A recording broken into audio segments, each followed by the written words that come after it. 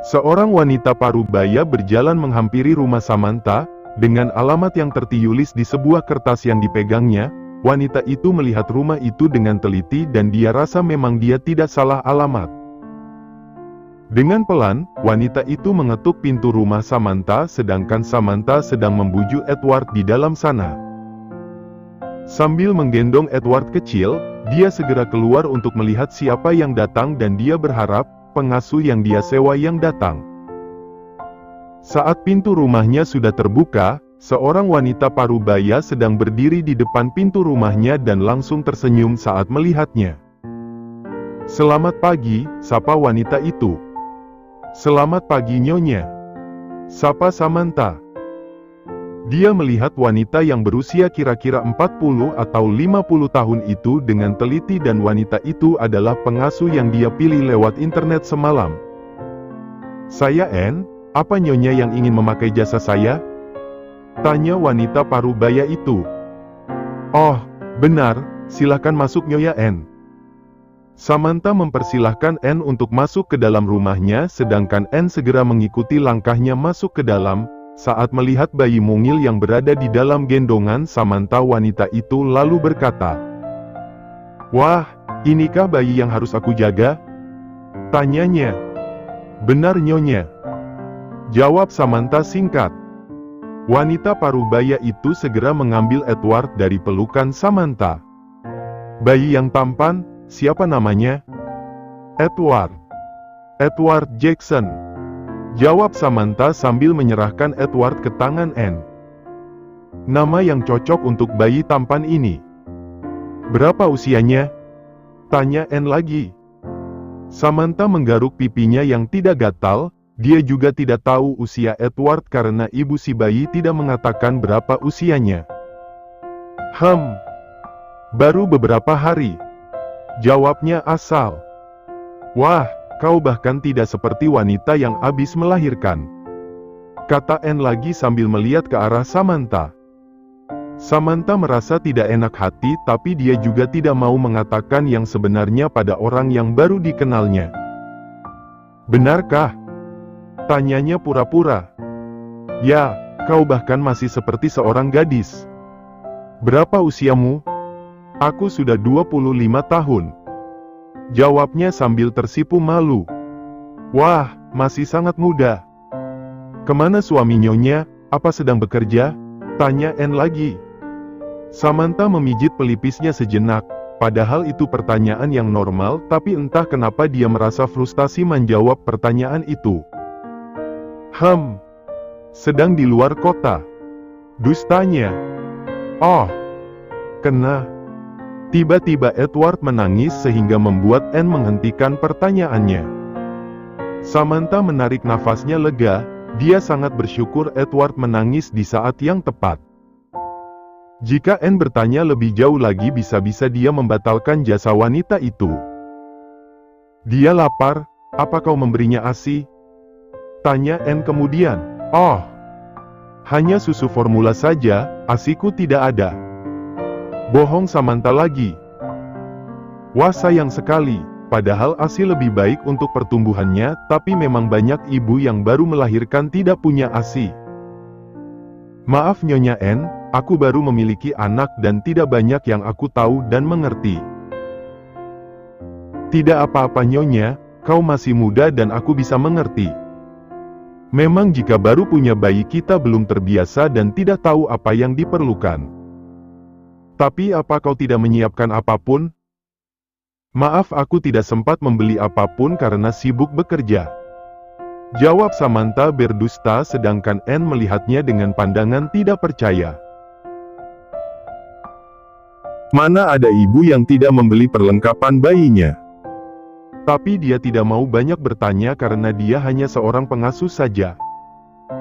"Bisakah memberitahuku apa saja yang dibutuhkan Edward?" tanya Samantha. Anne mengangguk dan tersenyum dengan ramah. "Nanti akan aku tuliskan Nyonya, tapi aku harus membuatkan susu dulu untuk Edward karena sepertinya dia lapar. Di mana susu dan dapurnya?" "Baiklah," jawab Samantha singkat. Wanita itu segera menunjukkan dapurnya dan botol susu beserta kaleng susu milik Edward. Rumahnya tidaklah terlalu besar, tapi Samantha merasa nyaman tinggal di sana dan lagi pula, dengan gajinya, dia hanya mampu menyewa rumah itu saja. Setelah membuatkan susu untuk Edward dan meletakkan bayi kecil yang sudah tertidur di atas tempat tidur, Anne segera menuliskan keperluan Edward yang harus dibeli Samantha. Begitu banyak sampai membuat Samantha kebingungan, yang dia pikirkan adalah uang untuk membeli keperluan itu. Dia baru mulai bekerja dan belum juga mendapatkan gaji, memang dia ada tabungan tapi dia takut jika uangnya kurang. Tapi dia akan berusaha membeli barang-barang penting yang dibutuhkan oleh Edward terlebih dahulu, yang tidak begitu penting akan dia tunda nanti. Apa ini semua yang dibutuhkan Edward? Tanyanya ragu-ragu. Tentu saja Nyonya, keperluan bayi itu sangat banyak. Jelas Anne. Dia benar-benar merasa aneh dengan Samantha yang tidak seperti ibu lainnya. Samantha menarik nafasnya dengan berat, semoga uangnya cukup untuk membeli semuanya. Baiklah, jangan panggil aku Nyonya, panggil saja aku Sam. Anne mengangguk singkat mendengarnya dan tersenyum. Sudah waktuku untuk bekerja, Nyonya Anne tahukan apa yang harus dilakukan? Tanyanya. Anne kembali tersenyum dan wanita parubaya itu terlihat sangat ramah. Tentu saja Sam, panggil saja aku Anne atau Bibi Anne. Aku akan menjaga Edward dengan baik selama kau pergi bekerja. Jawab wanita itu. Terima kasih Bibi Anne, aku harus pergi jika tidak aku akan terlambat, katanya. Samantha segera meraih tas yang telah dia letakkan di atas meja, dia juga mengambil baju hangat yang diberikan ibunya sewaktu hendak pergi dari rumahnya. Tidak lupa dia juga membawa catatan keperluan Edward yang harus dibelinya, sepulang bekerja nanti dia akan mampir ke supermarket untuk membeli keperluan Edward. Sebelum keluar dari rumahnya wanita itu mencium pipi Edward sejenak. Mommy pergi dulu ya, sayang dan jadilah anak baik. Bisiknya pelan. Waktu sudah menunjukkan pukul 10 waktu dia pergi dari rumahnya, dia tidak langsung menuju ke dojo karena masih terlalu pagi. Yang harus dia lakukan adalah membuat surat-surat untuk Edward dan bertanya apa saja syarat-syarat untuk mengadopsi Edward.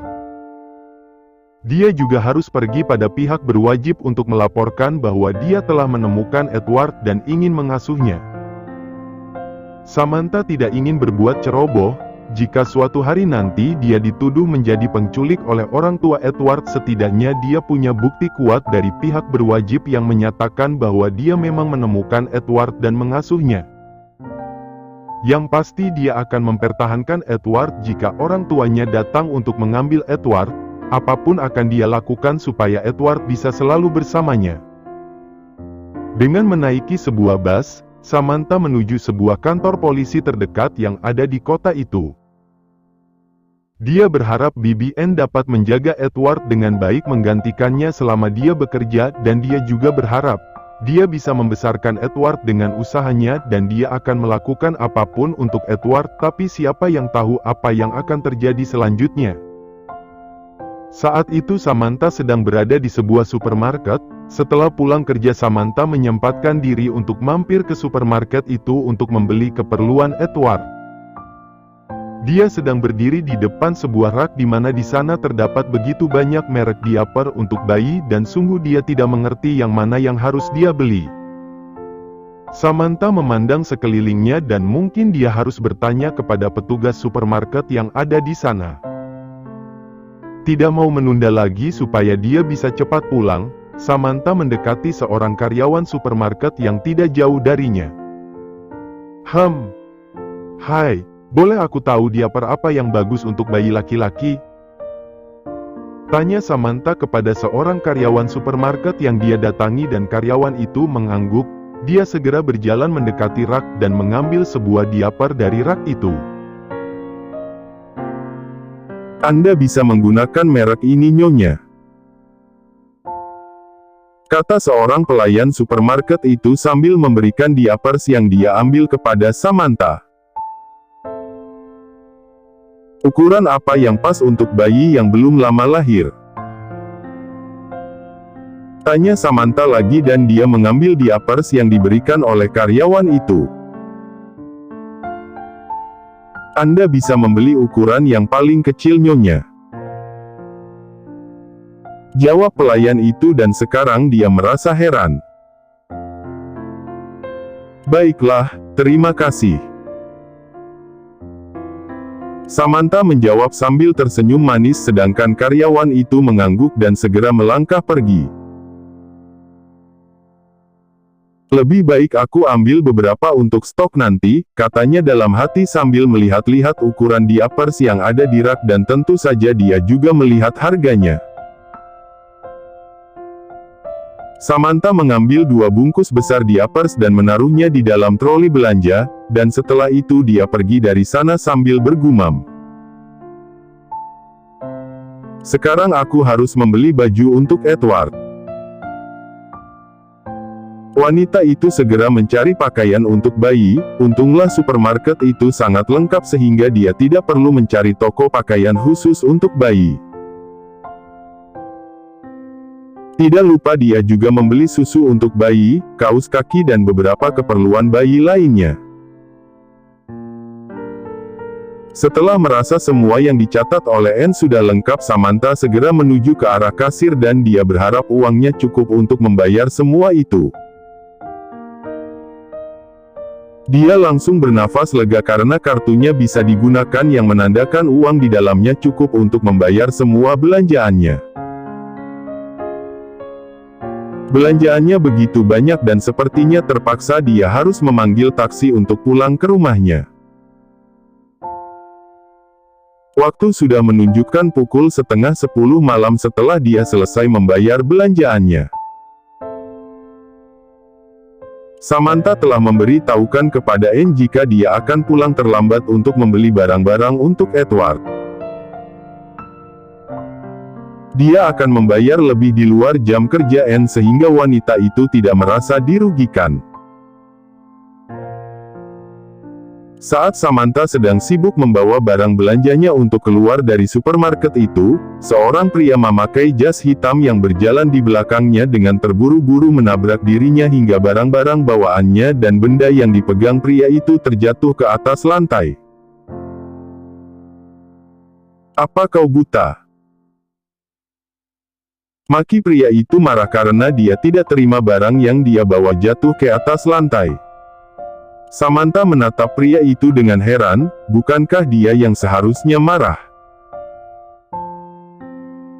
"Apa tidak salah?" tanya Samantha. "Lihat, barang bosku sampai terjatuh."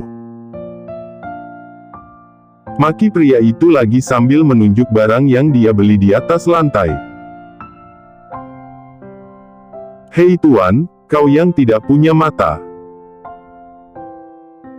Bukan hanya barang bosmu tapi barang-barangku juga terjatuh," katanya dengan kesal. "Dasar wanita Jaastrisang," maki pria itu lagi dengan kasar.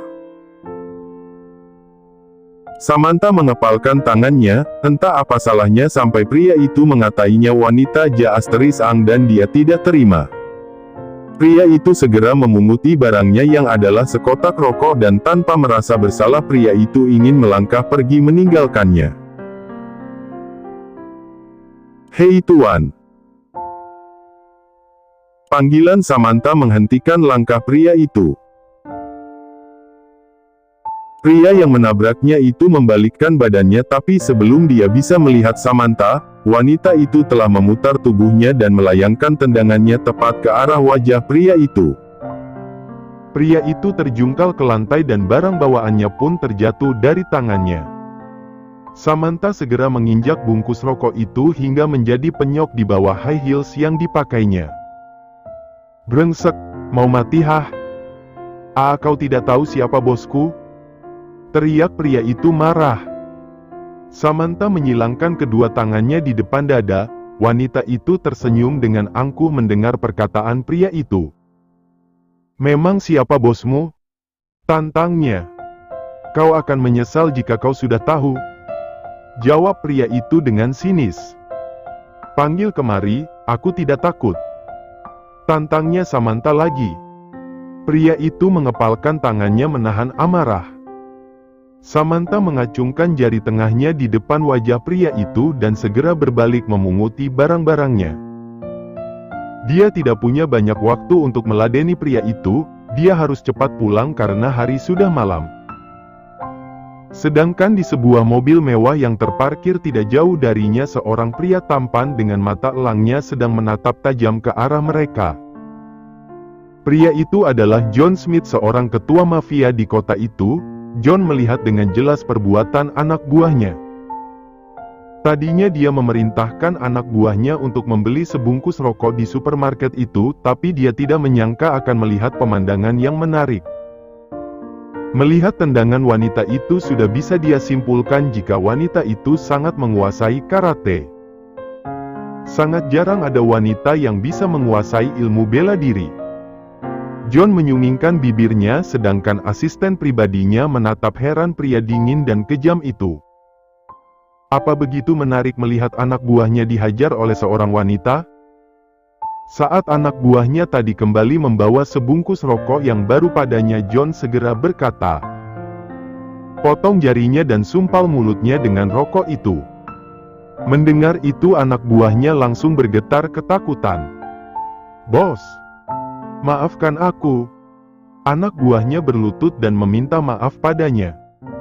"Jadi kau tahu kau salah?" tanyanya dengan dingin. Anak buahnya berkeringat dingin. Seharusnya dia tidak memaki wanita tadi. Seret dia ke markas dan potong jari-jari tangannya. Pria itu memerintahkan anak buah lain yang sedang berdiri di samping mobilnya. Anak buah tadi memohon padanya tapi dia tidak peduli, sedangkan asisten pribadi yang sedang duduk di dekat supir bergidik ngeri. Sungguh pria berdarah dingin, pikirnya. Siapapun yang melakukan kesalahan maka akan menerima hukuman yang mengerikan dari pria itu. John telah lama menjadi ketua mafia, karena kekayaan yang dia punya dan kekejamannya sehingga dia ditakuti dan disegani oleh semua pengusaha. Siapapun yang berani membuatnya tersinggung maka dia akan menghancurkan perusahaan itu sampai hancur. Tapi walaupun terkenal kejam, pria itu memiliki banyak musuh yang ingin mengincar nyawanya. Banyak pengusaha yang sakit hati karena perbuatan pria itu, bahkan banyak pula yang berusaha ingin membunuhnya. Pulang ke rumah, perintah pria itu. Supir pribadinya segera menjalankan mobilnya, dia tidak berani membantah atasannya jika masih sayang dengan nyawanya. John menyeringai memperhatikan jalanan kota yang mereka lalui. Wanita tadi entah kenapa sangat berkesan di matanya.